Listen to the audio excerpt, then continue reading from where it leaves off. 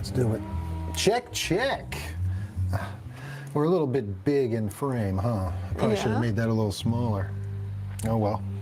Let's see how sound works. Let's see. I probably should have angled it a little better so my head wasn't cut off the top. But yeah, still waiting to be live here. Oh, yours picked up. Do we have sound? It's looking like we have sound. Let's see how sound works. Yeah, all right. All right, that's sound. So yours is working and I don't have shit on my phone yet. Awesome. Really? I'm still. Oh, jeez. Yeah.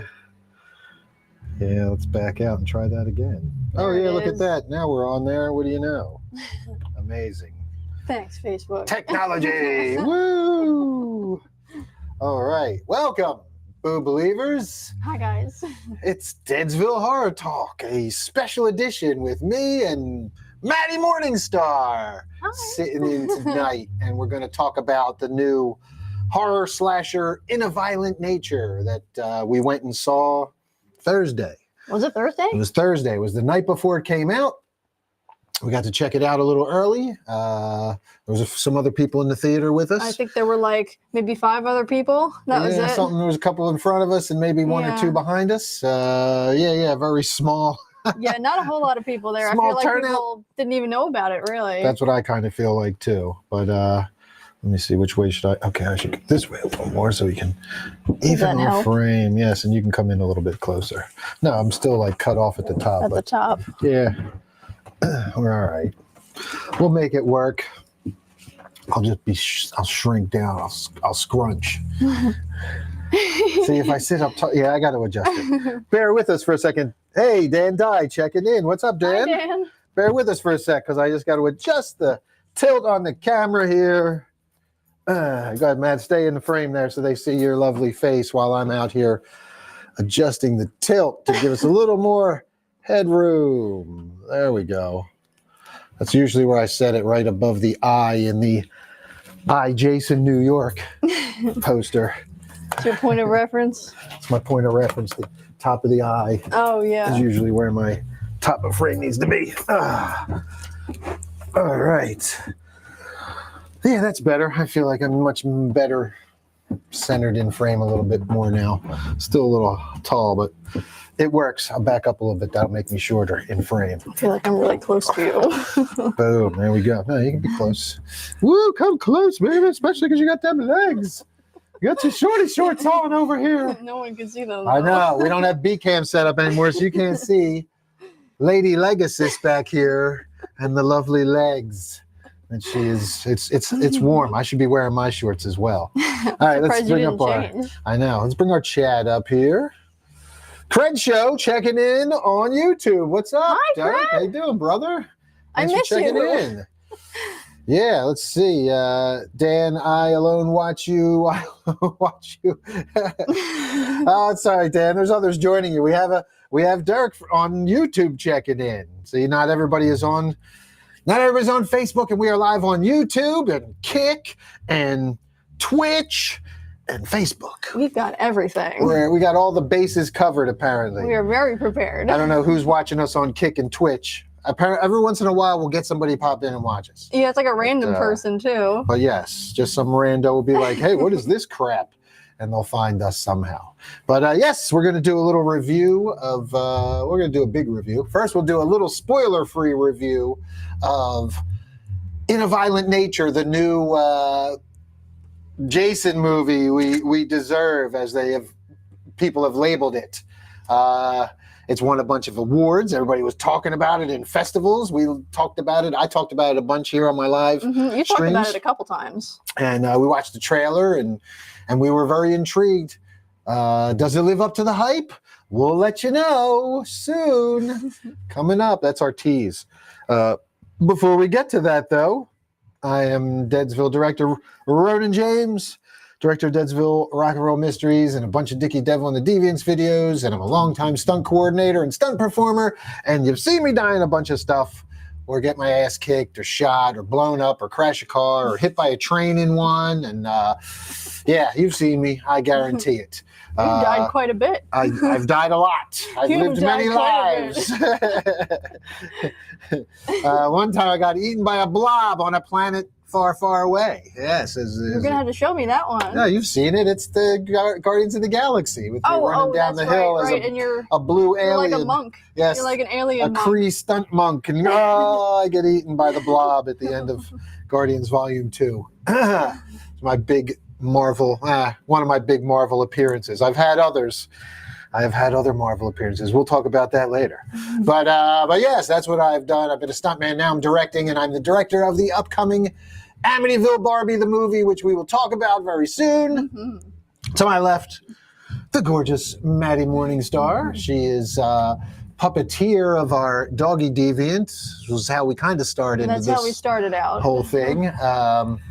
And she also makes props, and I do. Currently working on our Necronomicon Pact prop, 2 of them to be exact. Oh yeah. So yeah, how's that going? I know we have one in the other room. We've showed it live before.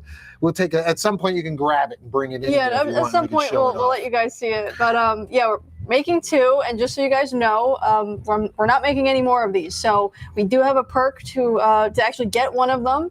So check out our Indiegogo, and you'll be able to own one of the screen-used Necronomicon packs. And we're not making any more of them. There's 2 and only 2. That's so it. You have a chance to get one of them. Yep, she's going to keep the other one. Mm-hmm. Yeah, you can't have it. Sorry. So that's it. Just one Necronomicon pack. So we'll show you later. It's obviously fashioned after the Necronomicon.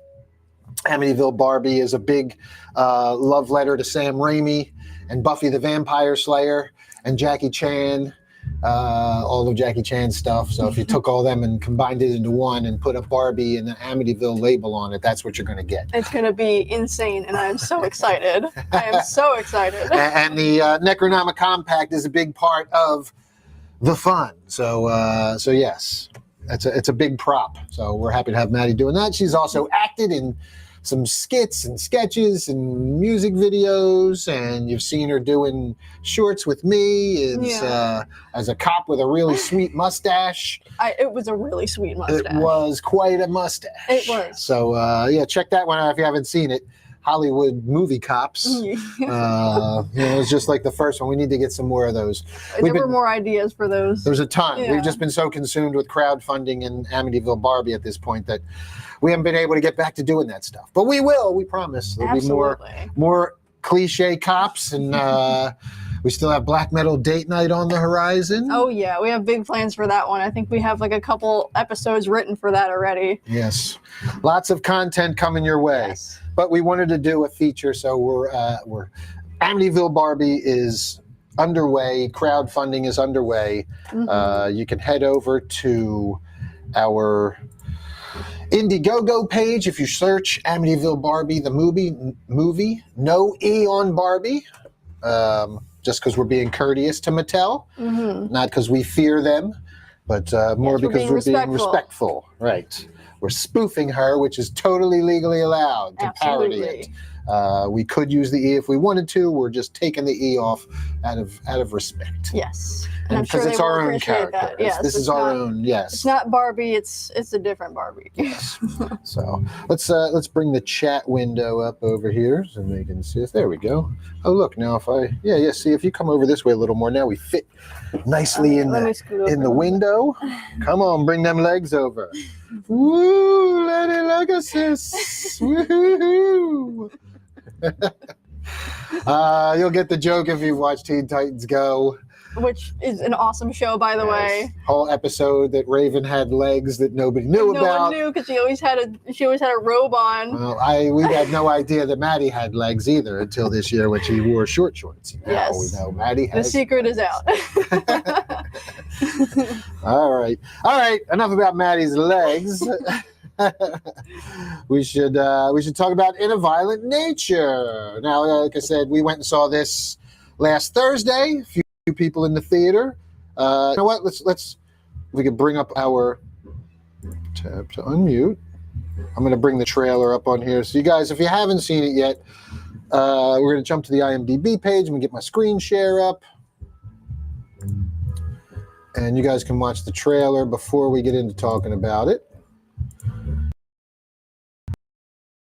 If you haven't seen it yet, our volume's up. Nice. Now,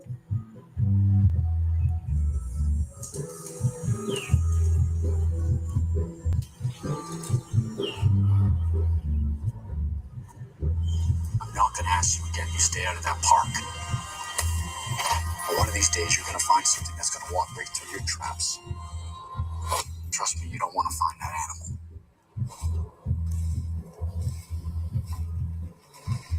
You guys never heard of the White Pine Slaughter? The what? The White Pine Slaughter. Just tell us the story. You guys really want to hear it? Yeah. Come on. All right, buckle up.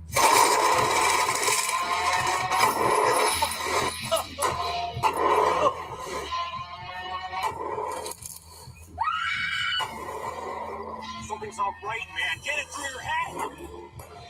You don't know what you just did. It's the only thing holding his soul at rest. Give it back. You can't. She's awake now. What are you waiting for? We're right here.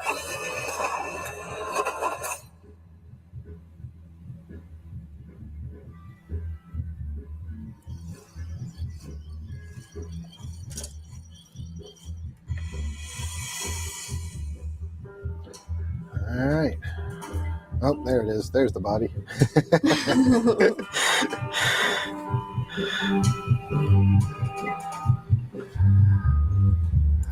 All right, there you have it. The trailer for, I pause that shit. In a Violent Nature. Checking in, Bob Garrison and TJ Thrash. Dan asked, where can we see it? It's in theaters right now, Dan. We just went and saw it in the theater. So it's in the theaters right now. And I'm not sure where it's going to go. I think it was a Shudder. Shudder's going to have it. Yeah, isn't yeah, it? it is going That to be Shudder on was in Shudder. there when they had Yeah. the opening credits. There was a Shudder. They didn't tell us when it was going to be on Shudder. No, it just said it's a Shudder production. Yeah, that's Let me all we swap know, this though. out here. There we go. Yeah, it's going to be on Shudder at some point. We don't know when, but yes, it will be on Shudder. So the writer and director is Chris Nash, and let's see if he's done. I didn't see if he had anything else before this. Before we get into too much talking about it, ABCs of Death 2 in 2014. I heard good things about that movie. Oh, he worked on The Void in 2016. Interesting. Life Changer in 2018. So The Void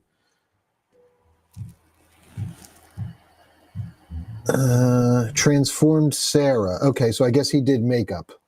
Oh, cool. Yeah, he was one of the makeup artists on The Void. So The Void is, he was on set creature effects supervisor on Psycho That's Gorman. what I was just going to say. Well, The Void was, that makes sense because The Void was one of the movies that were done by the creator, Psycho Gorman. It was one of his, that was his movie before Psycho Gorman. Oh, really? That was, what's his name's now? I'm going to draw a blank. Anthony Noble checking in. Justin Clark checking in. What's up, guys? Hi, guys. Yeah, he's got a bunch of special effects credits. That's what he's really known for. But he's directed a few things too. Previous direction, he's done. He did a video for the Birthday Massacre. He directed a segment, Z is for Zygote, for ABCs of Death.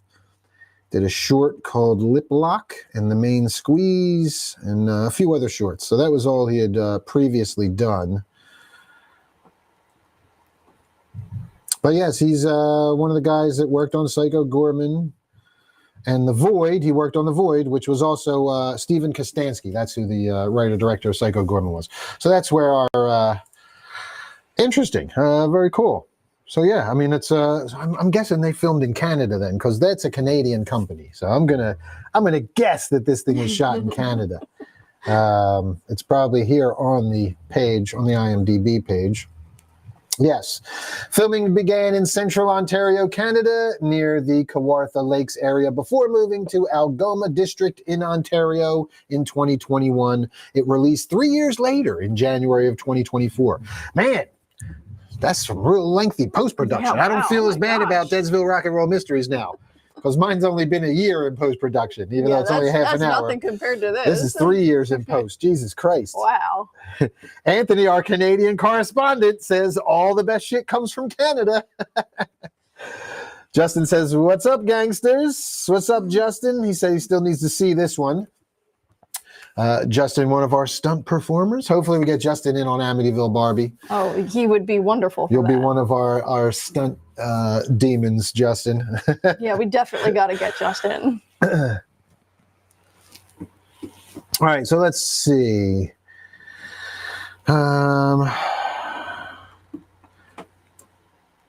Okay, so that's our director, Chris Nash. What should we say about before we get into our cast? There's not a whole lot of cast to really get into. Like this thing Not doesn't really. even. There's not a lot of people involved. I mean, there's characters, but you see them so little. There's Nobody's really notable. Right, There's one character that's notable. Yeah, because he kind of gives you some of the backstory. He gives you backstory. Right, the ranger. Yeah. Everyone else is just. I mean, this is. I'll tell you what. This is a brilliant example of doing a lot with a little. They have great special effects, but this is like the flimsiest plot that you're ever going to come across. It is just literally just taken straight from Friday the 13th. I mean, this is Jason. Yes, and like in a very literal sense, it's Jason. Yeah, and they call him what? Johnny? Yeah. So here's the story. Here's the storyline. When a locket is removed from a collapsed fire tower in the woods that entombs the rotting corpse of Johnny, a vengeful spirit spurned on by a horrific 60-year-old crime, his body is resurrected and becomes hell-bent on retrieving it. And yes, that's it. Essentially, that's taglines: nature is unforgiving. And then we have some trivia. There's a soundtrack I didn't even realize that there was. Yeah, a soundtrack, Black Flies, written by Wade Hemsworth, performed by Tracy Newman. Maybe it was in the credits because I don't remember any music in this. There's no music in this movie. There's no music in it whatsoever. That's going to be one of my. We'll get. We'll get to it. Go into depth about that. Yeah, we're going to get into it. All right. Just right off the bat, go ahead, Maddie. Why don't you give your quick first impression, spoiler free? Go ahead. Ladies first. All right. Well, I have mixed feelings about the entire movie as a whole, but something I can appreciate about it is that it is in a literal sense like Jason. It's a Friday the 13th movie from Jason's perspective in a very, very literal sense, which is something to appreciate, especially with like how primitive Jason can be. It really is just a very literal movie. But it was very slow, and there was a lot of walking. Which kind of ties in with what I'm saying. Like, there are good and bad things about seeing Jason's perspective, but man does a lot of walking. Yes. There was, we were sitting there, and they would he would get somewhere, and something would happen. And then it would go, and I would literally lean over and be like, and we're walking. And we're walking. And we're walking. That took up the majority of the movie. And we're walking. And there was a lot. You saw it in the trailer there. There's a lot of walking. For sure. That's like the biggest. Realistic. It is. It's realistic. And so here's, Go ahead. You finish, though. Go ahead. I want you to finish. Well, I also thought the special effects were fantastic, which makes a lot of sense considering our director is a special effects guy. Yeah. That makes a ton of sense. But if you like some nasty, gnarly gore, you're going to enjoy the kills for sure.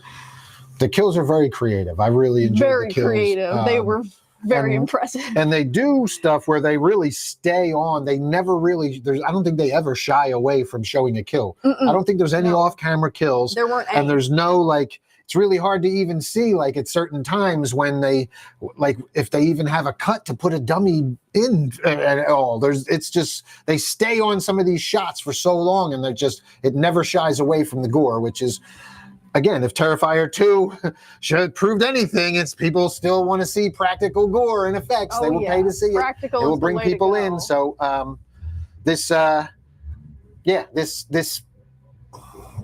there's really good gore. And again, because this guy's a special effects artist, that makes a lot of sense. Yeah, there were points where you can't tell when they switch out a fake prop. Compare it goes from the real person to the prop. You can't. It's seamless. It's completely seamless. You can't tell when they switch it out. A really great job.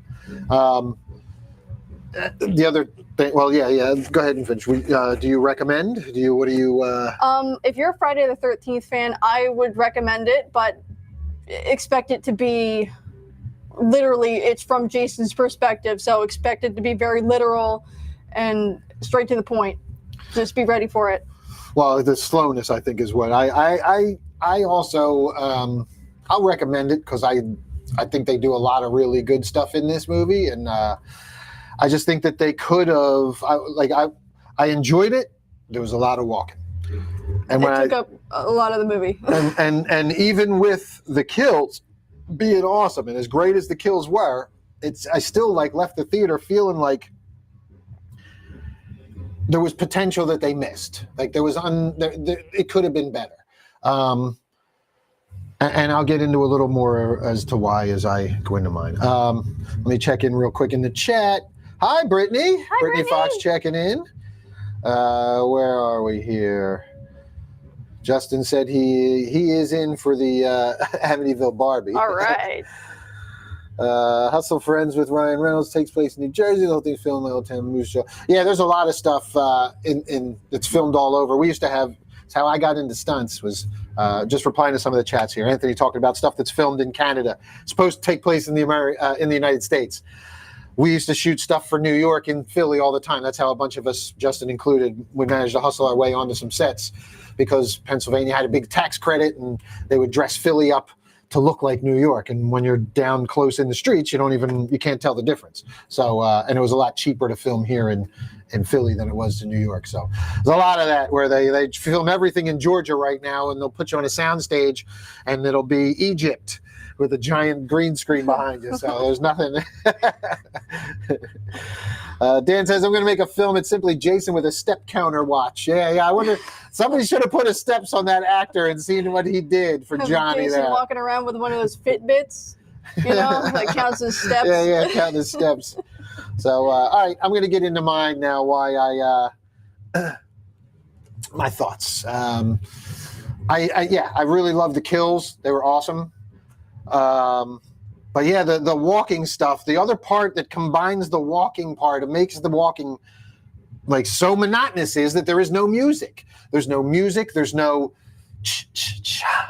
the old fucking, there's none of that. He doesn't have even a good portion of the movie takes place in daylight hours, so it's not very scary, any of the trudging. You're just like, okay, he's just trudging through the woods in the middle of the day. A lot of it and was it's just the during back the of his day. head, and he's just crunch, and you're literally just hearing the sounds of crickets and him crunching, his boots crunching. And they'll do some jump cuts here and there, but there's just so much of it. It's like Lord of the Rings, like he's he's fucking walking the ring for 3 movies. I'm like, holy shit, we're walking again. It's a lot of fucking walking. Johnny's boots were definitely made for walking, Dan. Absolutely, yes, they Good were. call. And I felt like that was a part that really missed the mark for me, because I understand what the director's going for here. I really get what he's going for.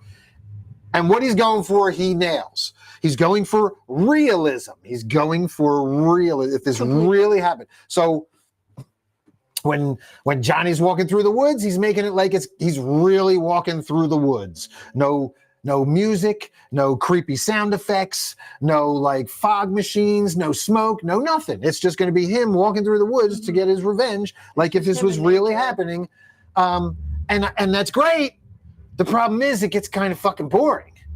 I mean, that's the problem. Just watching him walk in between the kills gets really fucking boring. I mean, the kills luckily are in there, but even when the kills happen, there's not music or anything else. No, it's just him just walking right up onto people and just ripping, and you can hear there's good sound design when the kills happen, and that's what that was cool too, because you still everything the movie picks up. We'll get into that later, but with spoilers. But you never see anything from any other perspective but Johnny's. No. So at the end.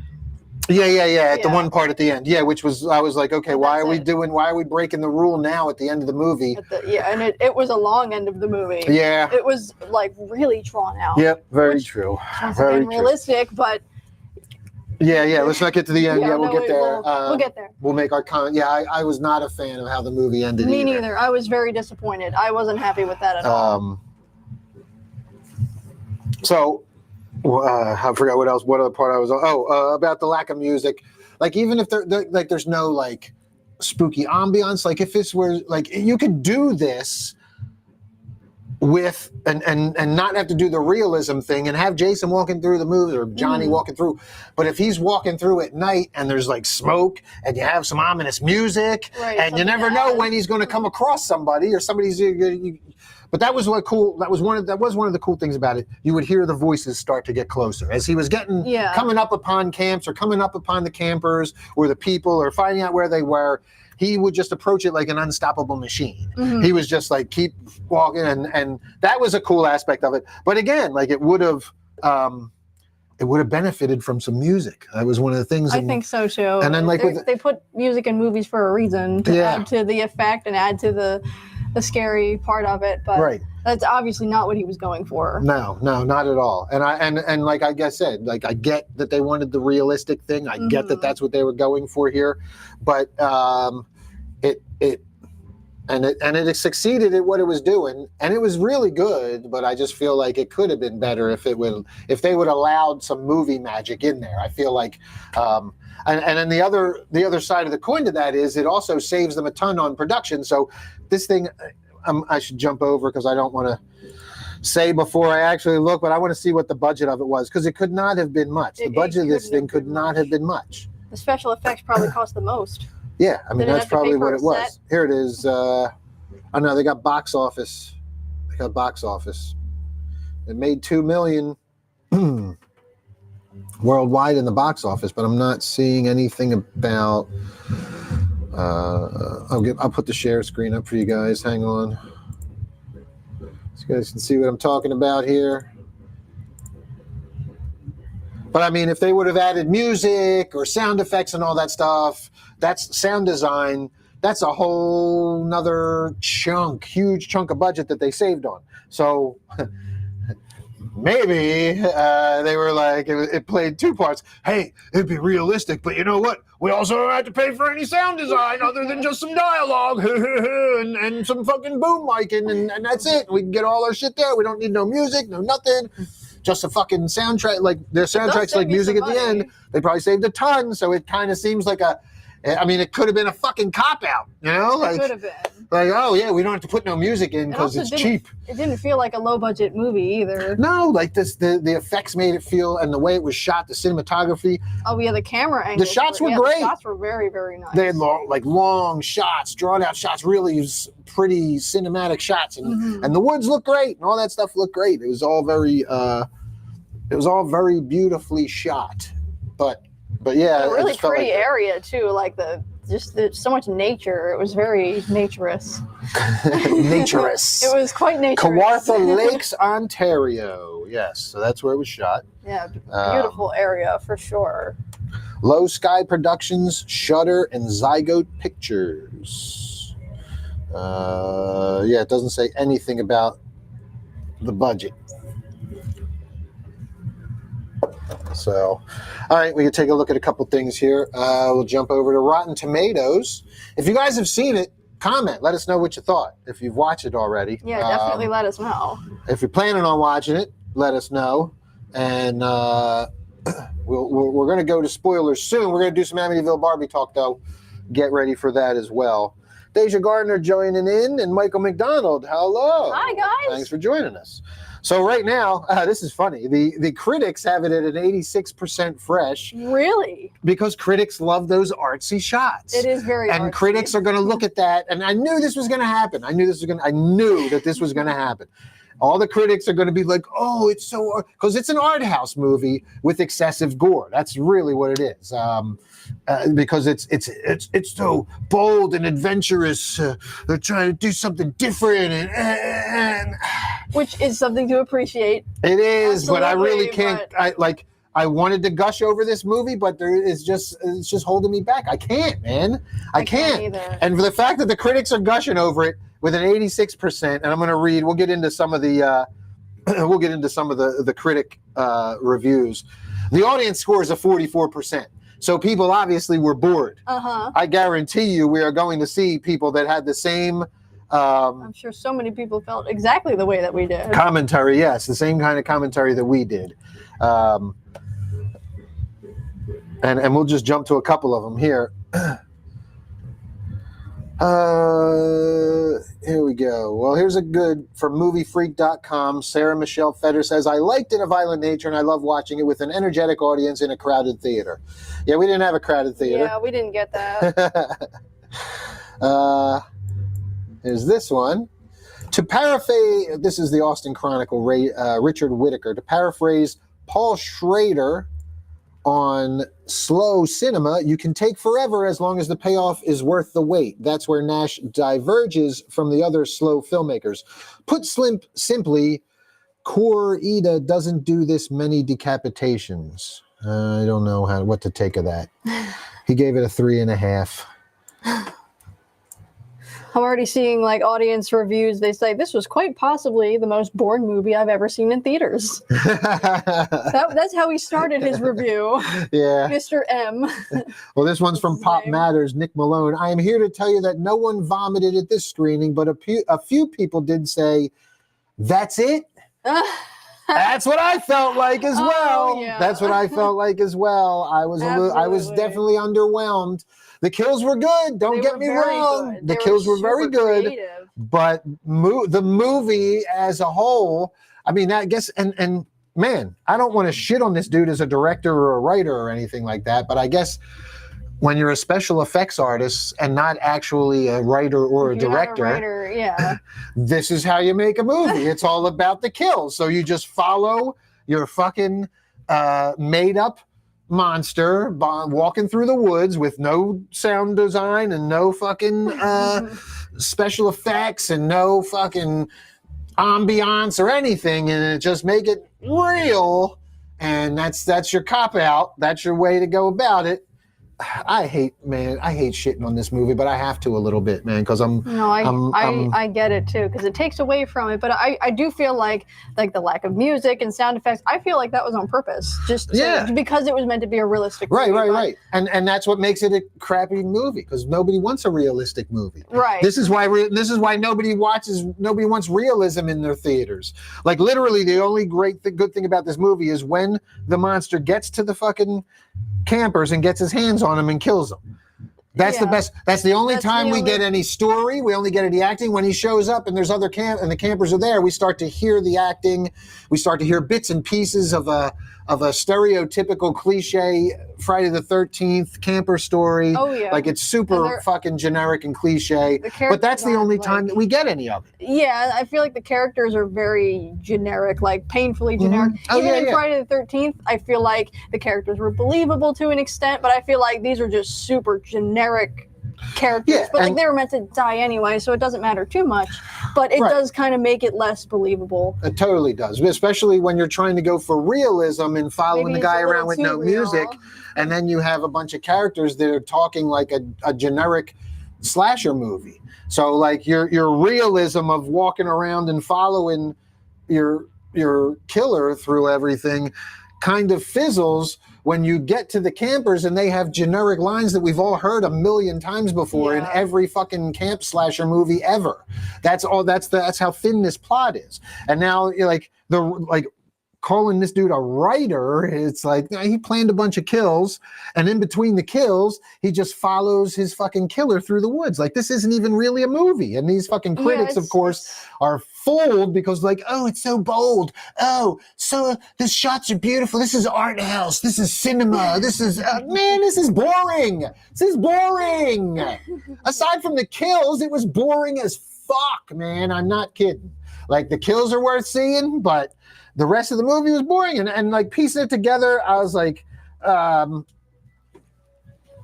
story with the fireman stuff. Like he has, like as you see, he's got this helmet. It's like an old school fireman's helmet for like park rangers that fight forest fires, and he uses some of their tools. That kind of stuff was cool. That was in there. That like when we saw that kind of stuff, that added to the story. But again, like. What did you really write, dude? You just fucking shot on a old natural park in Canada where they had this fire museum, I'm sure, and you had your one scene in there, and that established your weapons for the movie now. And like, And then there was a part where they finally, when nobody thought we were going to see his face, right? I wasn't ready to see his face. I didn't want to see his face, but yeah. And they show it, and he has his Jason moment in there. Yeah. It's very Jason-esque. Yeah, he's literally Jason. So like, yeah, like I don't know. I'm having trouble seeing what this dude actually wrote here. This thing is like a, it's like for me, like as a stunt person, this would be like if we had like a stunt guy who was a martial arts fighter, right?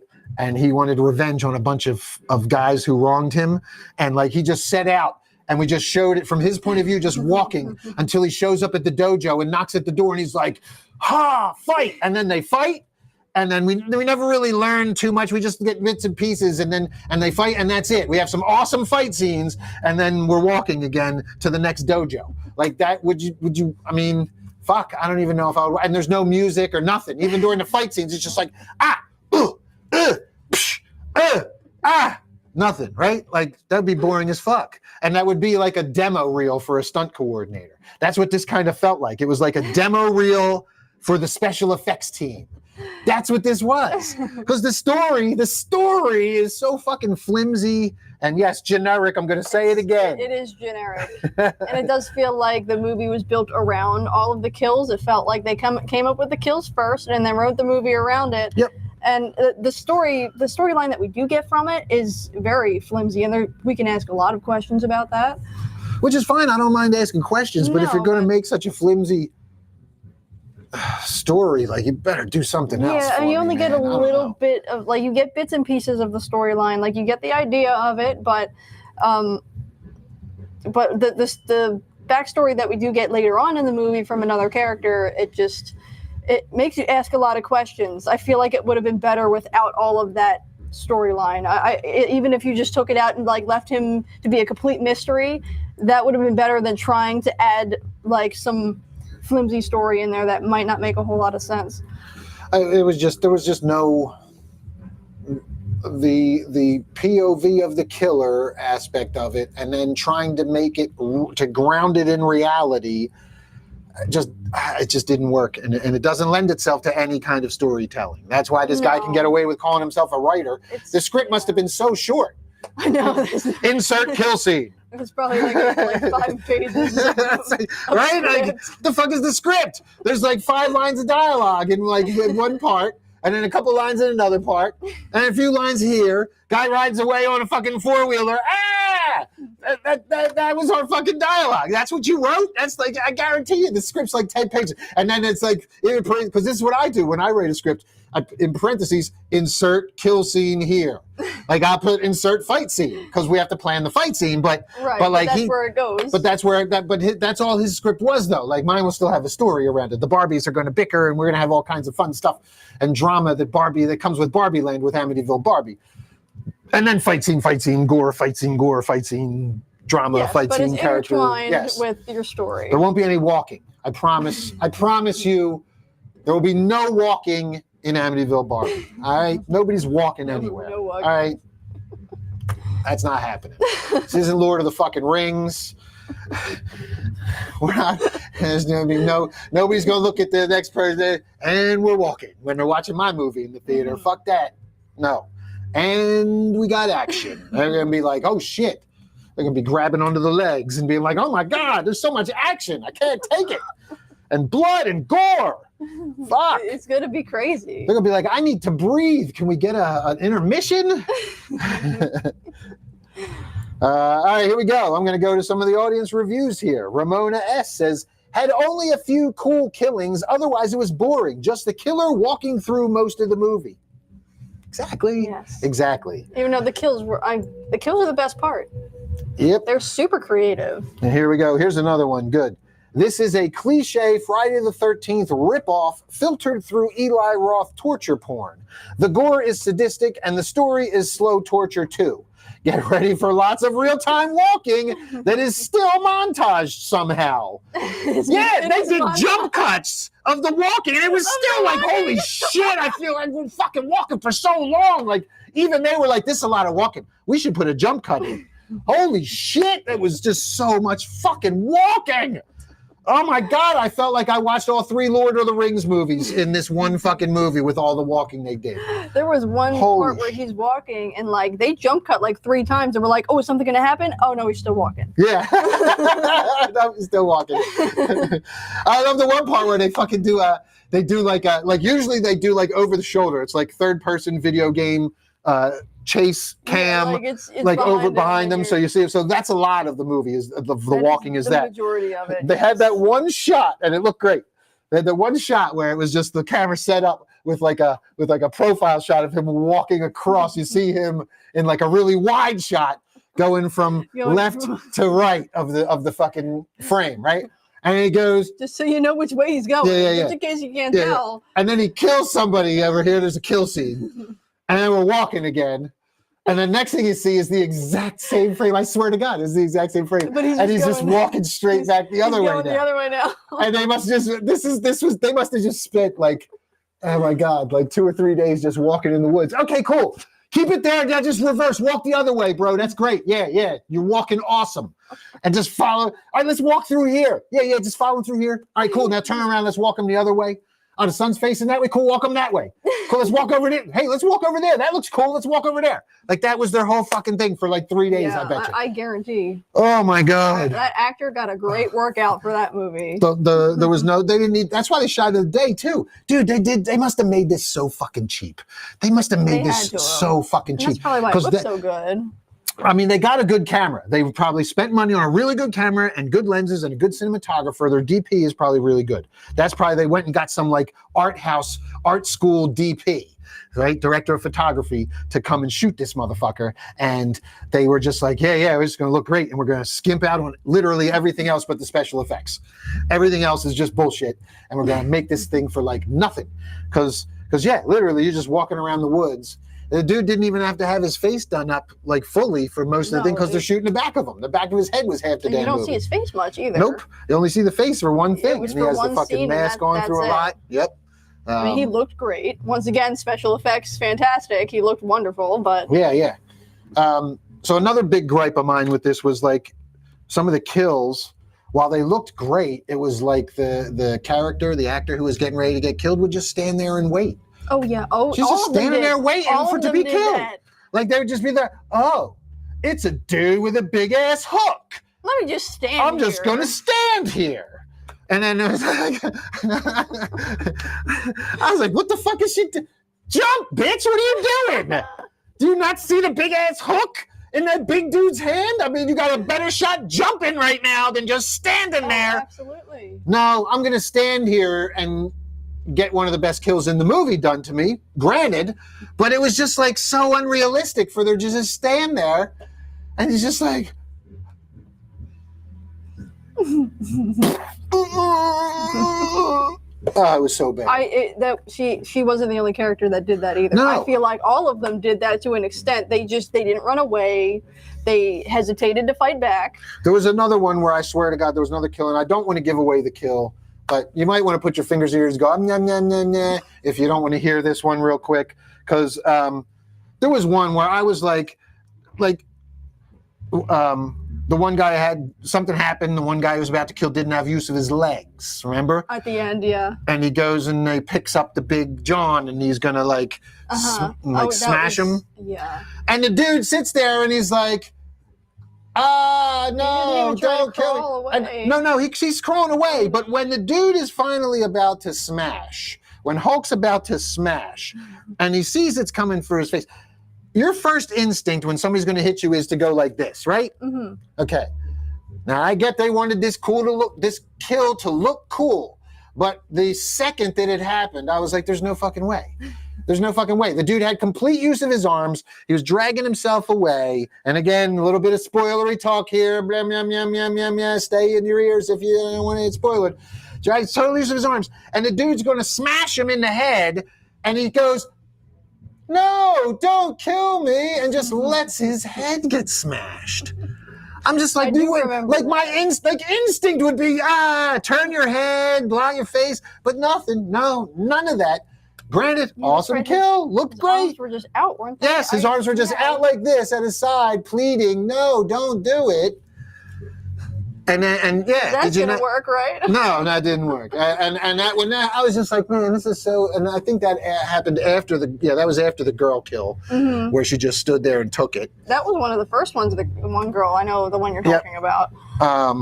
Yeah, we're gonna have to jump. All right, I don't want to get. We're gonna have to get into some spoilers here. Let's see. Ride shares. Dan talking about ride share kills. Kevin Shave checking in. What's up, Kev? Hi, Connor Kevin. Holden checking in. What's up, Connor? Tom Shalaba checking in. Tom, we got to schedule a rehearsal this week. Hi, Tom. Anthony said, you guys used the word generic so many times, I'm guessing the movie was a meh fest. Yes, it was very much a meh fest. Unfortunately. With the exception of the kills, like we said. So, all right, before we get into some of that, we'll do our Amityville Barbi update. Let me jump back over here. We'll stop sharing our screen over here. We got some people checking in. Should I go grab the compact? Joe Nero checking in. He says, I ask this with all the respect in the world, is the Barbie movie a porno? No, Joe, it is not. No. No, sir, it is God, not. I don't. I don't think that's the first we get this question way more than we should.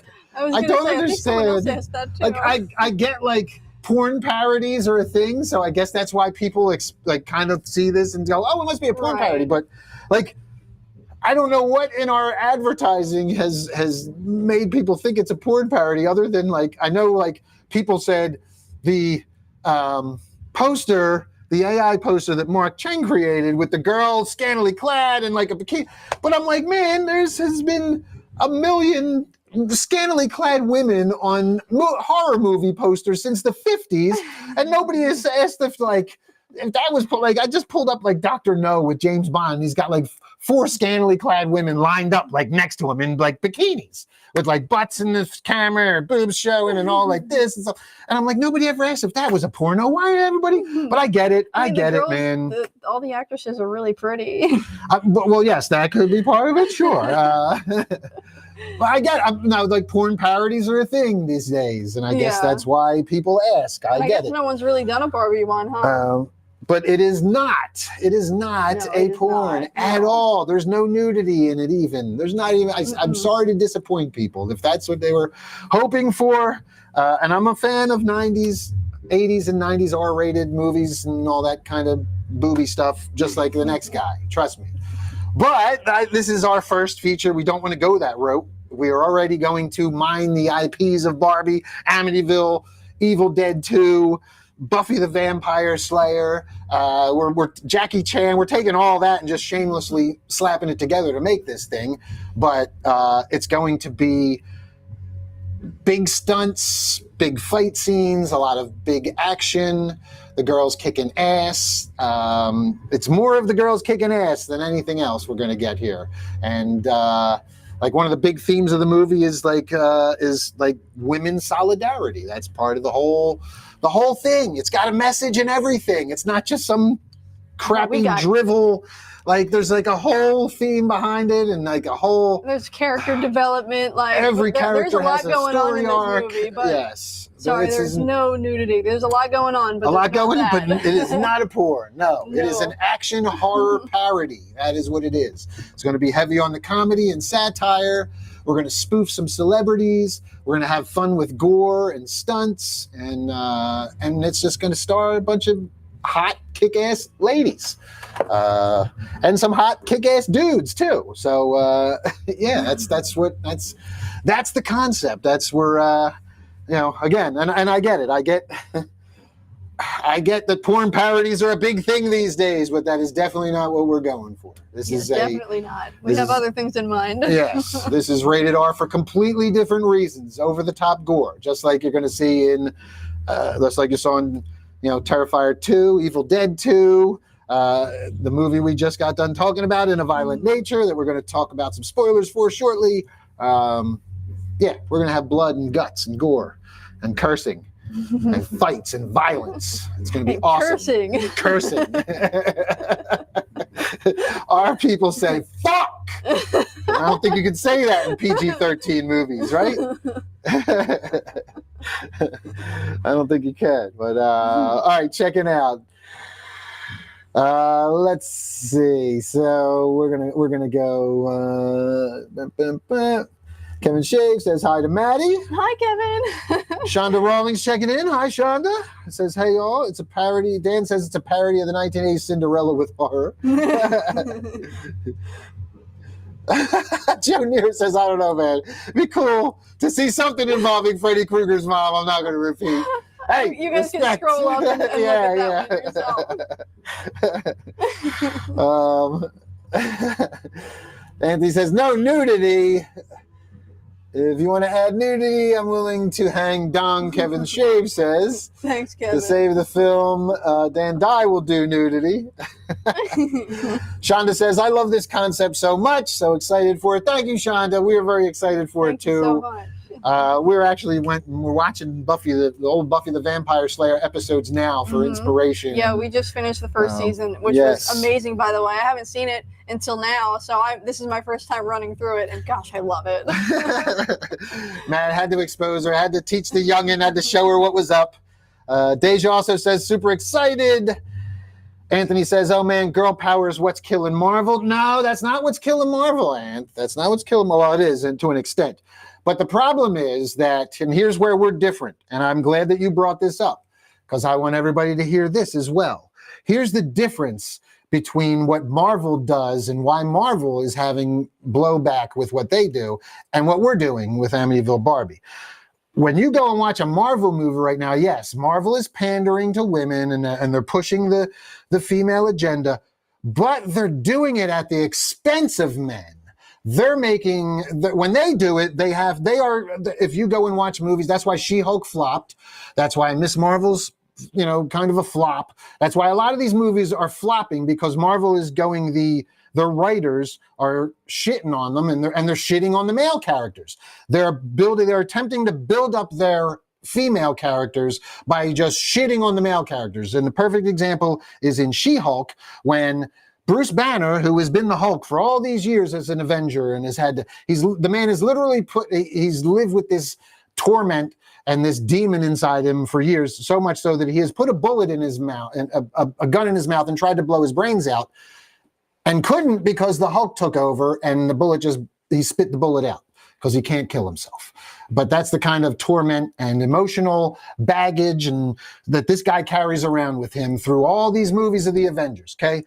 So when they decided to make She-Hulk, I wouldn't even watch it, because the first episode came out, and it came out that he was going to tutor her on how to be the Hulk and how to control her powers, because they were new. She gets the Hulk blood through him, through a blood transfusion. They're related. They have the same blood. He's got it, all that. She gets some of their blood because they're related.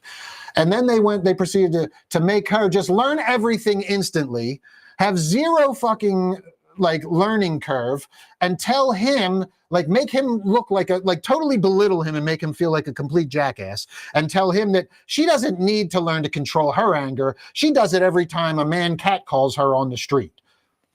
And I was just like, man, way to I get it. Catcalling sucks, don't get me wrong, but this dude put a fucking to cope with being the Hulk, put a fucking gun in his mouth and tried to blow his brains out. And you just totally belittled that in 5 sentences of shitting on a man because the woman can always do it better. And that's not how we're going to do it. But that's how Marvel is fucking it up right now.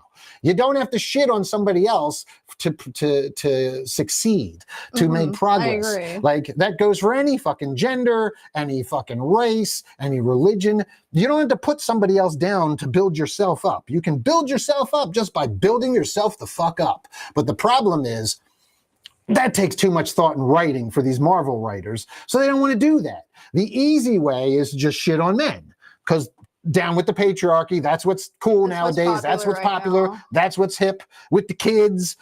That's what's lit. Whatever the fuck they want to say, right? Lit as fuck. So that's what Marvel is doing. We're not doing that. Amityville Barbi is not doing that. We're doing the complete opposite.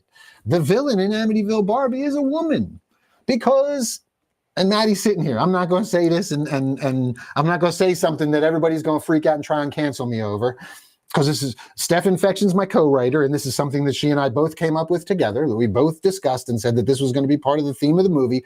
Number one, we weren't going to shit on men. to build up our Barbie. But number two, and maybe some of you women will agree, sometimes other women are your own worst enemies. You guys don't know how to get along. You don't know how to work together. You don't know how to do, like, teamwork just doesn't always work with you guys. There's a lot of jealousy and fighting, and women are always trying to one-up each other. And again, I'm not saying that guys don't do that kind of stuff too, but that's a big thing with women. And so that is the theme of what Amityville Barbie is going to fight. There's so many characters in here that kind of do their own thing and have to learn to work as a team. There's, our villain is a very vain demoness witch woman. I think you called her a witch. You're saying she's like she's very hot. But she's also very evil, self-centered. And even Barbie herself. She doesn't want to, like, this. Her whole thing is she keeps her two lives separate, and everything's a secret, and she doesn't let anybody else in, and she wants to do everything with her, herself. She doesn't even work with the other slayers. So there's like a whole lack of teamwork here between the women. So we're going to have guys in the movie. Some guys will be goofy. Some guys will be awesome. Some guys will do their thing. Some guys will have a story arc. Some guys will be shitty. We're going to have all different types. But the conflict is not going to be building up women by shitting on men. That's what Marvel does, and that's not what we're going to do. We are going to build up women by, the lesson is to work together, I guess, and when we're saying. Yeah, no, it's like bringing women together. That's what it seems like. It's going in that direction. Is instead of fighting with each other, work together, because then everybody's going to succeed. So that's our goal, and the only way they're going to succeed is if they work together to survive the night. Exactly. So and they're going to realize, hey, they're not so bad, and they can get along. Well, and if they don't put their egos aside, then they aren't going to make it. Yeah, exactly. And that's how it's going to go. So, all right, let me check in next. Joe Nero asks, is Maddie and Steph in it? Yes, Maddie and Steph will be in the movie.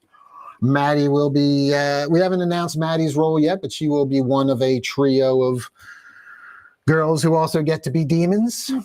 I'm so excited to be a demon. So Maddie will probably be doing some wire work and flying around as a demon once we get into production and get into shooting and designing some of the set pieces. So we'll see. She'll probably get killed. I would assume as much. We'll see.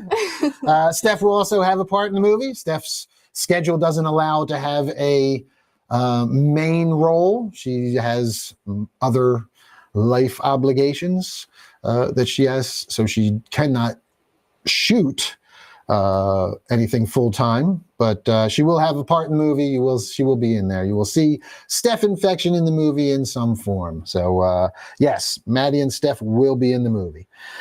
Shonda says, I'm a gore whore, so the more the better. And Shonda says, Buffy the Vampire Slayer is so fun. You're going to love it. Talking to you, obviously. And finished the first season, about to start the second. I'm so excited to continue. The writing is just incredible. I was a huge devotee from back in the day. All my friends made fun of me, but I was like, I don't care what you say. Buffy is the shit. I watched Angel. Fucking loved it. Loved it all. I loved it all. Anthony says, just be like Amber Heard. Don't shit on men. Shit on their beds. Dan says, hashtag teamwork. Shonda says, I dig it. Dan says, sounds like a porn. Teamwork. I'm sure we'll see a bedroom in one of the scenes. It's all going to take place all around the Amityville house, but yes, no nudity. Sorry to disappoint. So, all right. So that's going to wrap up our talk on the band. Sorry. Yes. We're going to announce a band. You guys are going to hear it first. I'll post it later, either today or maybe it'll go up tomorrow since it's getting kind of late now. But just added to the Amityville Barbie, the movie, the soundtrack, we have horror punk legends and horror punk anti-heroes, I guess, right? I would say so, for sure. The motherfucking Renfields have joined the soundtrack. So They go way back. They just released an album, what, a year ago? I think it was about a year ago. A little over a year ago. We had them here last year for Slasher Fest, I believe, or Hellaware. One of them. I think it was Hellaware. Was it Hellaware? Yeah, because Slasher Fest was in Hellaware, Ohio last year. We had them here last year for Hellaware Horror Punk Fest. Icons of the horror punk genre, and back now with their Cthulhu cult shtick. If you haven't seen anything from the Renfields recently, they've got new Cthulhu face masks that were made by Maddy Morningstar and the Hand of Glory. Yeah, the Hand of Glory. I made that as well. Prop that they use on stage, also made by Maddy Morningstar. So check out. If you've never heard the Renfields, you're really missing out. It's a really fun horror pop punk. Yeah, it's like earlier stuff was a little poppier. It's almost like pogo punk kind of shit. Yeah, it was definitely like pogo punk with horror. And it's super fun. It's super like dancey, makes you want to jump around. It's really, really exciting stuff. Newer stuff, a little heavier, little for sure. They're definitely going different in direction. It's still like horror punk, but it's also like a little bit more in like the metal genre, especially with the newer stuff that they're coming out with, and unreleased songs as well. It's like they only play live. So yes, shout out to the Renfields. Thank them for jumping in here and backing the project and giving us a song that we can use in the soundtrack. So another iconic horror punk band joins the soundtrack, along with, God, who else? We have Dead End Lane. We have Graveyard Boulevard. We got The Galaxy Has Eyes. Oh, yeah, that's right. They're going to make a new song for the movie, aren't they? Graveyard Boulevard and Galaxy Has Eyes and Dickie Devil and the Deviants. All three bands are writing brand new songs just for the soundtrack of Amityville Barbi. And that is super exciting. We appreciate everybody who's been donating songs and making new songs, all that stuff. Yep. The last thing we'll say about that is if you want to help, you want to contribute, you want some cool perks, head to the Indiegogo, search Amityville Barbi the movie. You'll see all the cool stuff that we have there. There's stuff from a $10 contribution, get your name in the credits and on IMDb, all the way up to like $999 producer credit. It's a whole list of extra stuff you get. But in between, there's cool stuff like what we got right now. There's like your band or brand's t-shirt in the movie. We'll throw it on a stunt person or an actor and they'll get killed in it, and you'll get a whole bunch of cool perks with that, cool bunch of like downloads and videos personalized to your band featuring the stuntman or actress wearing the shirt on set, and that's like $50. That's a bargain. You get the advertising of your logo in there. And what else do we have that's new? Oh, the Adopt an Actor perks are pretty popular too. You get some personalized stuff from any of our actors. There's only one available for most actors. There's two available. Well, there was two, but they sold out for Ashley. Ashley's sold out quick, man. We didn't even get to put the second one up. And Ashley already had a second sponsor. And Jessa Flux will have a second one up soon for her Jessa Goblin character that you can get personalized videos and a whole bunch of other stuff that she's offered to send to whoever her sponsor is. We'll send a whole bunch of stuff, and the actors are offering signed stuff and all kinds of cool videos, behind the scenes stuff. Oh, yeah. So some really cool stuff on there. Go ahead over and check it out, whatever you can help out with. And we understand times are tough, even if you can't help with a contribution, give it a share, tell your friends. If you're in horror groups or anything like that, share it there. Well, we should show them the compact. Yes, you go get the compact, and I'm going to get ready to, while she does that, that's going to be the last thing we'll do. We'll show you is the Necronoma compact. And then we're going to jump to our spoilery review real quick, get some of the spoilers out of the way that we wanted to talk about with In a Violent Nature. And then we're going to get out of here and get back to work because we still got more stuff to do. Got graphics to make for that Renfields announcement, which we will do either after this or tomorrow. So you guys heard it here first. Breaking news. And here she comes back with our Necronoma compact. So you guys probably can't even see this. I'll come up close so you guys can take a look. No, you can't do that, remember? Because you can, as far as you can go is here, because otherwise this is a cinematic lens, you will be out of focus. I see. All right, well. So this isn't finished yet, but this is how it's looking so far, our first one. The sculpture's done. You can't really see it. It's all one color right now. If you bring it up here, ooh, shoot, Beetlejuice down. Bring it right up here over Beetlejuice's head. Hold it right in there. You'll be able to see, yeah, right there. See, they could see it. Yeah, you Yep, could see, you can you could see kind the of see the shadows. face in there. Yep. He's ready for paint. And we're gonna be like, we have some grooves in here that like we're gonna put stitches in and everything. And the great thing about this is that it's still like totally workable compact, still totally usable, still works and functions. But now it's got a Necronomicon face on it. But yeah, so that's one of our perks as well. You guys are able to get one of these with that perk, and Only one there's available. only one that we're only making one. Yep. So that is it. Rock Lopez says, awesome. Anthony says, you guys should do full cast signature posters. We have them, man. There it is, full cast. It's $50, I believe. You get the full signed poster, fully signed by the cast, and then you also get like the special thanks and the credits and the digital downloads and the soundtrack download, and a couple other things I think too. But yeah, we have signed scripts, we have signed posters, we have you get a piece of signed wardrobe if you sponsor your actor. That means like if you sponsor Barbie, she'll be wearing a shirt. She's gonna send you a video saying, "Hi, your name here. It's me, Jessa Flux's Barbie, and I'm about to go on set and kill a demon in your shirt. Here, I'm going to pass the phone over to my assistant. Here you go, boop." And then they're going to hold it and film the scene, and you're going to get to see your shirt in action.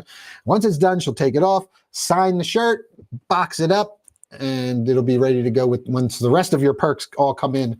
We will box them all up and send it out to you. You will own that shirt worn. You will have video proof of the shirt being worn and signed and everything. You guys will get hooked up. So yeah, and it's definitely worth the price too. Like considering everything you get with that perk, yeah, it's there's all kinds of stuff absolutely in worth there it. included. Worth it. You get so much. So check that one out. But yes, the Necronomicon Compact. I think you get an associate producer perk. A credit with the Necronomicon Compact too. Oh, do you? If you buy that, or if you buy the screen used Barbie brush that is also available, I believe you get an associate producer credit.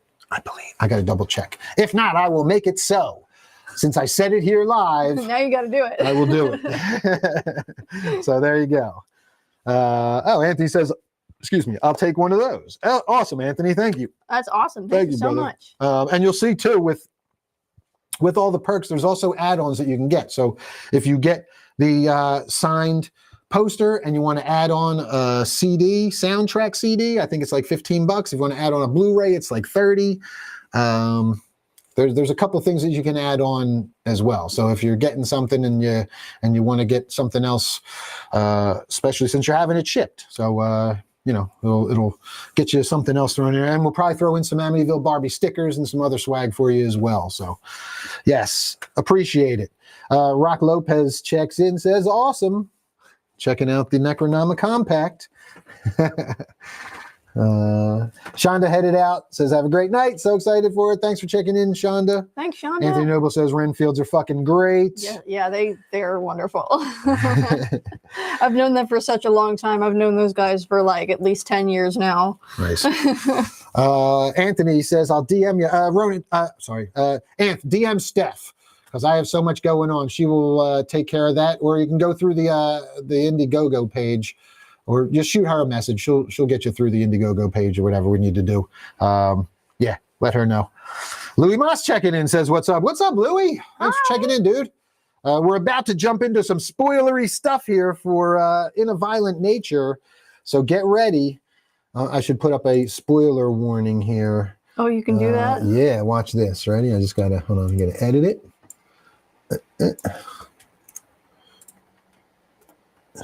In a Violent Nature, spoiler talk. Boom. And show. Pow. There we go. Very Look cool. at that. Look at our little, Awesome. look down there at our little, what do you call our banner or whatever it is? Our scroll, our ticker. We got a ticker. So, we're about to get to this In a Violent Nature spoiler talk. Anthony says, I get lost in the Indiegogo shit and hotel tunnels. Yeah, Anth, what we'll do is if you message either me or Steph, and we'll figure out what you need, and then you can send it to us through one of the PayPal, Venmo, one of them type things, and then we'll put it into the Indiegogo so it actually kicks into the kitty there on Indiegogo, so we get closer to our goal. That's what we're trying to do. All right. Let's see. Oh, back to our In a Violent Nature. So yeah, if you guys have seen this one, comment now. If you haven't seen it, we're going to do some spoiler talk. I mean, there's not a whole, I mean, like, I don't know what the hell we're going to spoil. There's no fucking twists. This thing is such a generic fucking slasher that bores you to tears in between the awesome kills. There's not really a whole lot to spoil other than to tell you how people get killed. So, and we could go into detail about how the story doesn't really make sense. Yeah, we could definitely talk about some of that stuff. And the ending, I can't wait to talk about. The ending was really good. Yeah, we don't even have to get into all that, the kills and all that. But let's go with some goofs here, because here's some goofs which I find funny. Nearly every scene involves a rental cabin or forest ranger lodge / museum, and implies some kind of major roadway with extremely accessible driveways right up to the cabins. But a lot of the film seems to look very remote, such as POV tracking of either the villain hiking endlessly through woods or fields, or a young person being pursued and getting lost in the woods. More than likely, all these places would be much more closely situated to each other, and even in darkness, the clear driveways and road would be easy to find for use as a guide. Yeah, interesting. I feel like that's a little nitpicky. A little nitpicky, but I just like felt like the I don't know. It was all very convenient. I mean, the whole movie was convenient. Quite convenient. Here they have their website here. Oh, that's right. They have their own website, which is I didn't take a look at yet, but I saw it was there. Yeah, let me go to our share screen here so you guys can see the website as we talk about some of it. It's a nice website. Very professional looking. Yeah, like that scene right there where she's like backing up, dude. That was one of the ones that killed me. She could have ran away. I was like, man, you could have ran away at any point. Forest.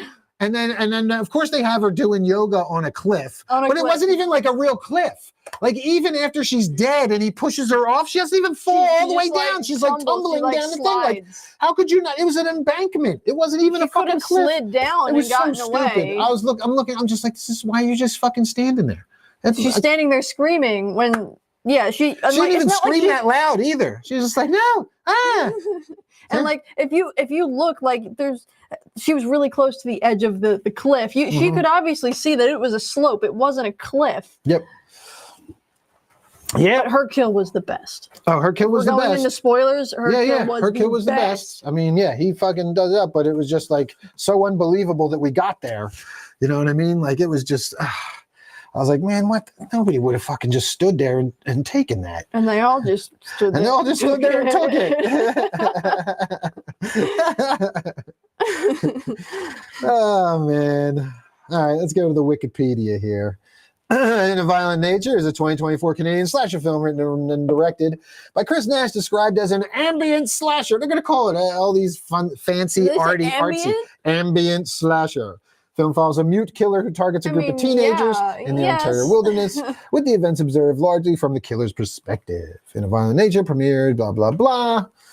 Plot: a group of friends discover a locket hanging in the remains of a fire tower. Troy pockets it. Moments later, a corpse of Johnny rises from the ground. In rage, he begins in search. The item walks through the woods. And he walks through the woods, and he walks through the woods, and he walks through the woods, and he walks through the woods. The end. He kills some people along the way. I know, and it's just like that. See, that's another thing that bothers me a little bit is like there's no build up to any of the kills. Like I feel like it's like he walks to human, kills human, walks away, kills next one. Yeah, and that's the way. And I get it. And it's realistic, like we've said. They want to do it from his perspective, so they're keeping it all like well, he wouldn't he would go right up to him, and there wouldn't be any music. He would just grab him and rip him apart. Okay, I get it. Yes, but I get it, but that's boring. It's boring. Like, even with Jason, like I feel like this movie would have been a lot more interesting if they didn't choose to copy Jason. I feel like if they either made their own character that had more supernatural abilities and like thoughts and plans and wants and desires, and it's like I feel like that perspective of a villain like that would be more interesting than just Jason walking through the woods and killing people.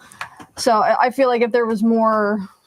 Yeah, like if you had a Freddy character or somebody that had an inner monologue or somebody that did one-liners or something that you were following that slasher. I would love to see the perspective of Freddy Krueger. That would be super fun. Right. And then you get to like learn more about him and his supernatural like existence. But with Jason, but that's the thing with Jason. He is very supernatural in many ways, but he's also very simple. He's simple. He's one track minded kill. Yeah. And that's was like, it just, I don't know. I just feel like it just made their job so easy on this movie. It was almost a cop out to do this. Again, like calling this guy a writer is just such a loose use of the term. It's Is like this the the first loosest. thing he's written? No, I guess he's written other stuff, but yeah, just the writer being, him being a writer when there's no writing in the damn movie. No. And then no. There's not a lot of writing. Let's see. I'm gonna check in real quick here. Rock Lopez says, any chance there'll be any props like weapons put on there? Looking forward to watching the movie. Yes, Rock. Like we said, we had the Necronoma Compact on there. The brush is a weapon. She uses our Barbie uses the Barbie. We have a life-size Barbie brush that will be used as a weapon in the movie. We will also have some other props and weapons that we're using in the movie as well. We don't want to give too much away yet. But yeah, we will probably also, because we're going to need finishing funds after this Kickstarter, or not Kickstarter, this crowdfunder is done. We'll probably run something else later at a later date, where once we've conceptualized more of these weapons and stuff, when we know what they are, we'll be able to offer them in a separate crowdfunding opportunity, I guess. For sure. For finishing funds, most likely, because we'll need money in post-production. The money we're raising now is pretty much to get everything shot, to get all our actors paid and housed and fed and our crew fed, and to get everything shot and in the can. And then after we get all that in the can, we'll probably have to do a finishing funds campaign. I'm going to do a lot of the editing myself. But I don't do special effects. I don't do sound and score. I don't do color. I just do the basic cut, and then I pass it off. And we're going to need to have other people do some work there as well. So we will probably be either auctioning off or offering in a campaign again to you can just grab the perk, like the one of the props that we'll make available. So we'll have some cool stuff made. So stay tuned. But yeah, the brush will be a weapon. She will fight with the Barbie brush a bit. That's why we had one made. We had to have it. It'll be big, and I mean it is big. It's very, like it's there's pictures of it on the. It's weapon size on the website. Yes.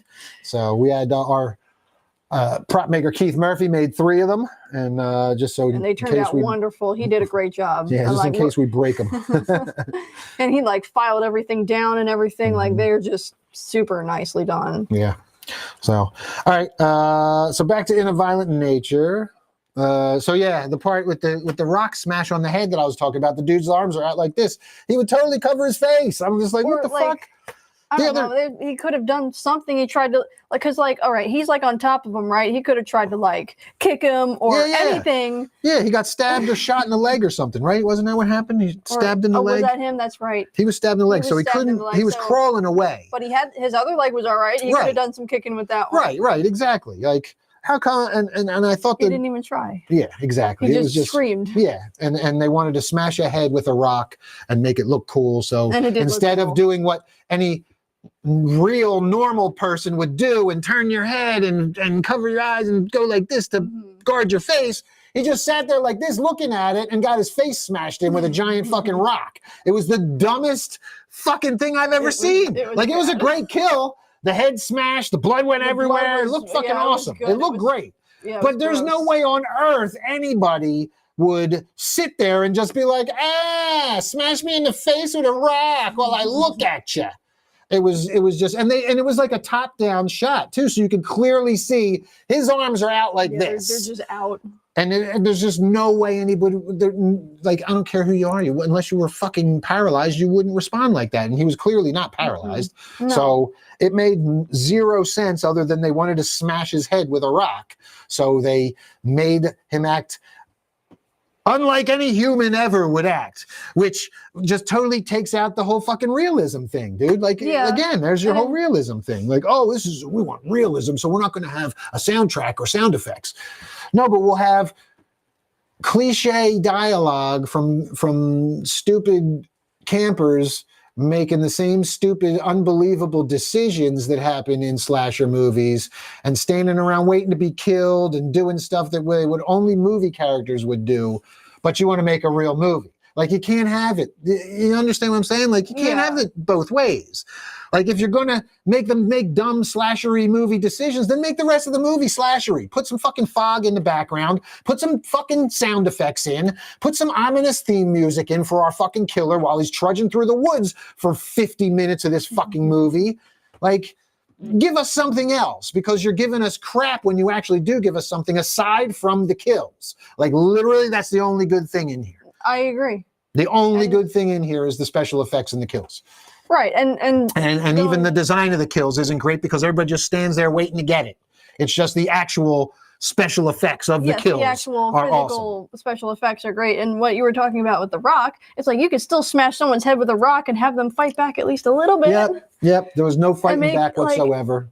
Nobody fought back. When someone's like, when your life is in danger, you go into like a fight or flight mode, and usually you'd fight back. Yep, or at least protect your face, man. Do anything. Your face is the first thing. The first thing you do is cover your face. All he did was scream. Yep. So obviously he didn't want to die, but I mean his body language made it seem like he wanted to die. All right, now let's talk about this part, because this part fucking killed me. I mean, if you didn't see this one coming, you had to be a goddamn idiot that's never seen a fucking slasher movie before or any kind of killer movie before, because they have done this a million times in movies. And when it happened, again, if you want realism, fine, but you can't have it both ways. So the scene where the ranger and the two people are panicking and they're outside of the fucking the museum, the Rangers museum and all that. They're out there talking under the light, and we hear some dialogue, and he's just walking up to them as a killer, and they're like, and he's telling them, "Oh, you fucked us over now, and you took the locket," and That part was great, and I was like, "Yes, here we go. We're gonna get some shit." And he's walking up and he's like, "Oh, fuck." And that was great the way he just walked up at him. And like, they're talking about how he's like, "No, you got this fucking, he won't die." And then it was like, he just literally comes walking up. And I was like, "Fuck." And he's like, so he starts shooting him and he goes down. And I was like, "Oh, fuck, he's down."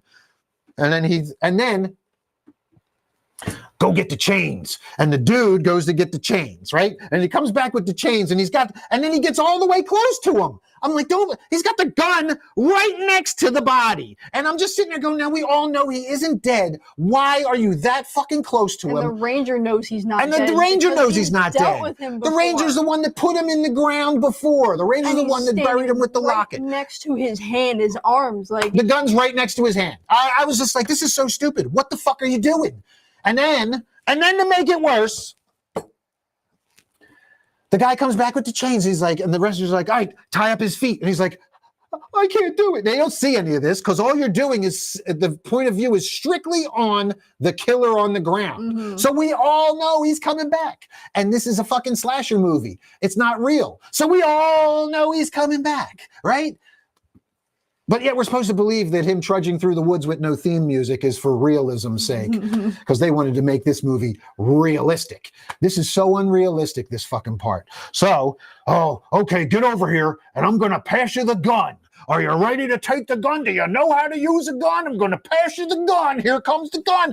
Get ready for the gun. Why don't you talk about it a little more so that in case the killer's not awake and aware already that the gun's about to be passed, that now he absolutely knows it is, because all you did was talk about passing the fucking gun for 2 minutes now. Yeah. So as soon as they pass the fucking gun, the killer grabs the fucking gun, and that's it.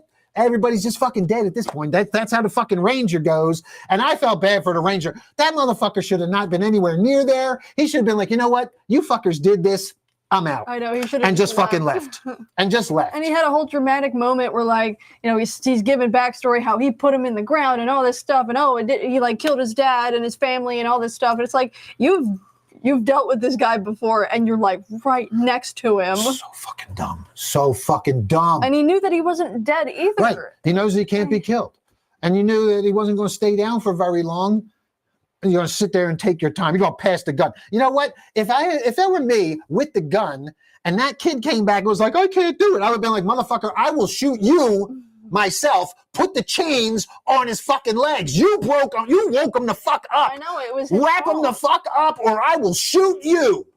That's what I would have done to that fucking pissant. All he did God was damn. yell at him, and it didn't really make him do anything either. It was so stupid. It was just a stupid movie decision. A stupid movie decision. So don't tell me you're trying to have realism in your movie, but then do these stupid movie decisions and stupid cliches that would only happen inside a horror movie. It's, you can't have the best of it. If you want to keep it realistic, then make all that shit realistic too. Not just the gore. Sure, the gore looked realistic. Great. And the walking looked realistic. That was awesome. very realistic. That was some real life walking there. But everything else, whenever anybody was talking or anything else happened, it was so unrealistic. Yeah, it was. Approaching the kills, getting to the kills, it was so unrealistic. And the dialogue and the characters just weren't believable. So fucking unrealistic. I feel like some of the teenagers, I felt like they were so realistic, they were actually kind of boring. It was maybe a little bit too realistic, but it's just not very believable. Yeah. So, all right. So then all that happened. He kills the fucking dude, and the one girl leaves the locket and runs away. And we're like, okay, then we get to the end. And we're like, okay, what the fuck is going to happen now? She leaves the locket, runs away. Everybody else is fucking dead. Good kill on the fucking, I mean, it was kind of Eli Roth-ish. Can we talk about the Ranger's kill? The Ranger's kill, yeah. It was very Eli Roth-ish. It was well done. It was too drawn out. Oh, it was way so too fucking long. That's what they were trying to do. But they were like, oh yeah, we're just going to linger on this because that's artsy. That's artsy. That's the art house to have these long lingering shots instead of having cuts to tell your story. They do it all in one long lingering shot, so they make it all drawn out. And I felt like they drew his out, especially because he's the guy that put him in the ground. It's almost like a revenge kind of scene, but there was nothing impactful about it. It was really just him. He was like a wood splitter, right? Yeah, and that whole thing was unrealistic to me as well. Like the fact that can you really get paralyzed the way he paralyzed him? Yeah, he like crushed his spine. But like, would you really just not move at all? Yeah. I mean, he just laid there for like the frozen. rest of the movie until he died. Yeah, it'll happen if he crushes your vertebrae, like in certain. He just kind of took it. My problem with it is this fucking Johnny is an idiot. He's like a mongoloid. He's mentally deficient, neurodivergent, whatever you want to call it. He has a whole scene where he's holding a fucking sitting there playing with a fire truck. He gets distracted by a fire truck keychain. Instead of killing, he forgets about killing for 2 minutes. That's the one scene where you get to see his face too. Yeah, so he's obviously an idiot. So you're going to tell me this is realistic, and this dude who is just a killing machine, who just comes upon campers and just violently kills them on the spot, is going to he's smart enough to realize that this is the guy that put him in the ground, and he's going to give him a gruesome revenge death. He's so much so he knows to crush his spine to incapacitate him, and then he's going to go in and turn on the fucking wood splitter and find the wood splitter. He knows it's there, however the fuck Johnny knew the wood splitter was there. I mean, he's been around before, so I guess. Maybe that's not the first time he's fair enough. He's used it. So he goes in and he's going to get the wood splitter, and then he's going to drag the sheriff in, right, and lay him in front of the wood splitter, and has the wherewithal to be like, not only like, I'm going to show you what I'm going to do to you with this log first. And he puts a log on and splits it first. Yeah, just to show him so he knows. Yeah, like this dude would not be that, he would not do all that. He would have killed him on the spot, man. If he's such a his violent nature would have been, he wouldn't have done some elaborate revenge kill. That whole kill was too elaborate for a fucking neurodivergent mongoloid killer. That was way too thought out, way too revenge planned. It felt like he was stupid until he starts killing. Like he's smart with his kills, but he's stupid otherwise. Yeah, he's stupid. Oh, fire truck. Jason didn't have kills that elaborate. No, he had Jason was a killing machine. Right. He was a killing machine. He would, they were elaborate with he'll put a spear through you, or something different, say whatever, whatever it was. Jason could use a crossbow, but he can. Oh yeah, point and shoot, baby. But yeah, this one, that whole scene, I was just like, this is so whack. This is so fucking stupid. Like the whole gun exchange, that whole thing, man. The fucking long drawn out kill. It was all I was just like, I call bullshit. It's unrealistic. I just call bullshit. All right, and now to the end. All right, now we can get there. So she puts the fucking locket on the thing on the can of gas because they were going to light them on fire and it didn't work. And she runs, finally finds a road, and some woman picks her up, and we just get this long conversation about how she'll be okay and how this woman's brother survived trauma and all this fuck, and we're just like, what the fuck? And then they had the whole thing with the stopping and wanting to get out and looking in the woods like she's paranoid. I'm like, this is like, and then it just ended. And it was like, and they cut back to the woods and the gas can's there and the locket's gone. Like he just took the locket and left. That's exactly what he did. So like, so we just did like this whole like 6 minutes of conversation in a car for fucking what? And it totally leaves. And then and not to mention, not only that, so that at that point, it leaves the perspective of the fucking killer who we have followed the entire movie. Even the beginning of the movie starts perfectly. And I will say they did a great job. This is exactly what I wanted. It starts perfectly. It is just like you open on just like the woods and the frame from the inside of an old burnout shed. And you hear some Chadish white dudes talking, and you should, I'm going to take it, you can leave it, blah, blah, blah. And then as they're about to leave, you see a hand come in, it pans back a little bit, and we slowly see the locket hanging, and a hand snakes the locket, and we see the guy walk away. And then it just stays there, and we hear them walking away. That was all really good. And then we start to see the hand come up through the dirt, and we're just like, oh, fuck, that's great. That was so cool the way they set that all up. And that's where I was like, okay, cool, so this is how we're going to go. But I thought we would have more music, all that kind of stuff in there. But from that point on, like right from there, even from the beginning, all we do is have the killer's perspective. But for some reason, at the end of the movie, once the girl puts the locket, is it the locket's? No, it can't be the locket's perspective because the locket was in the dude's pocket and the killer was chasing the locket. So when the locket gets put on the fucking, the girl puts the locket on the gas can, the perspective now switches to following her in the woods as she runs through the woods for hours. And we have a whole bunch of her running through the darkness in the woods lost. And then it follows her to the road. And then it follows her to the car, and we're in the car.